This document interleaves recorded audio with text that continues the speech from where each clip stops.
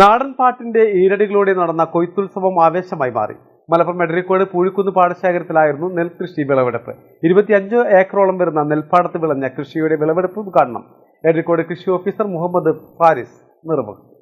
അടുത്ത കാലം വരെ തരിശായി കിടന്നിരുന്ന അരീക്കൽ പൂഴിക്കുന്നിലെ 25 ഏക്കറോളം വരുന്ന നെൽപ്പാടത്താണ് സ്വർണ്ണക്കതിരുകൾ തളിരിട്ടത്. സർക്കാർ സഹായത്തോടെ കൃഷിയോഗ്യമാക്കി മാറ്റിയ പാടശേഖരത്ത് മുണ്ടകൻ നെൽകൃഷിക്കായിരുന്നു തുടക്കമിട്ടത്. 10 പേരടങ്ങുന്ന കർഷക തൊഴിലാളികളുടെയും പ്രദേശവാസികളുടെയും കൂട്ടായ്മയുടെ നേതൃത്വത്തിലായിരുന്നു കാർഷിക പ്രവർത്തികൾ. കൃഷിക്കാവശ്യമുള്ള എല്ലാ സഹായങ്ങളും നൽകുന്നുണ്ടെന്നും പ്രോത്സാഹിപ്പിക്കുന്നതിന്റെ ഭാഗമായി ചിറകെട്ടാനുള്ള പദ്ധതിക്ക് തുടക്കം കുറിക്കുമെന്നും ഉദ്ഘാടനം ചെയ്ത കൃഷി ഓഫീസർ മുഹമ്മദ് ഫാരിസ് പറഞ്ഞു.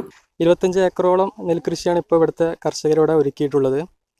അപ്പോൾ ഇതിന് പ്രധാനമായിട്ടും വിത്ത് നമ്മൾ എടരിക്കോട് കൃഷിഭവൻ മുഖാന്തരമാണ് വിതരണം ചെയ്തിട്ടുള്ളത്. ഒരു 160 ദിവസത്തോളം പ്രായമുള്ള പൊന്മണി വിത്താണ് ഇവിടെ നെൽകൃഷിക്ക് വേണ്ടിയിട്ട് ഇറക്കിയിട്ടുള്ളത്. പിന്നെ ഇതിനെ നമ്മൾ പഞ്ചായത്ത് പദ്ധതിയിൽ ഉൾപ്പെടുത്തി കർഷകർക്ക് നെൽവിത്തും അതും അതുപോലെ തന്നെ ഈ കൂലിച്ചെലവും നൽകുന്നുണ്ട്. ഏകദേശം ഒരു 2.5 ഏക്കറിന് ഏകദേശം 20,000 രൂപയോളം കൂലിച്ചെലവ് വിധത്തിൽ പഞ്ചായത്ത് വീതമായി മാറ്റിവെച്ചിട്ടുണ്ട്.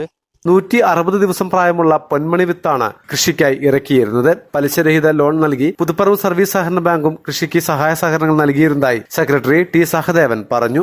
വർഷങ്ങളായി തരിശായി കിടന്നിരുന്ന പാടശേഖരം അരീക്കൽ പൂഴിക്കുന്ന് വികസന സമിതിയുടെ നേതൃത്വത്തിൽ ഒരു കാർഷിക ഗ്രൂപ്പ് ഉണ്ടാക്കിക്കൊണ്ടാണ് ഇവിടെ കൃഷി ആരംഭിച്ചത്. വർഷങ്ങളായിട്ട് ഇത് നല്ല രീതിയിൽ കഴിഞ്ഞ വർഷങ്ങളായി കൊണ്ട് നടന്നുകൊണ്ടിരിക്കുകയാണ്.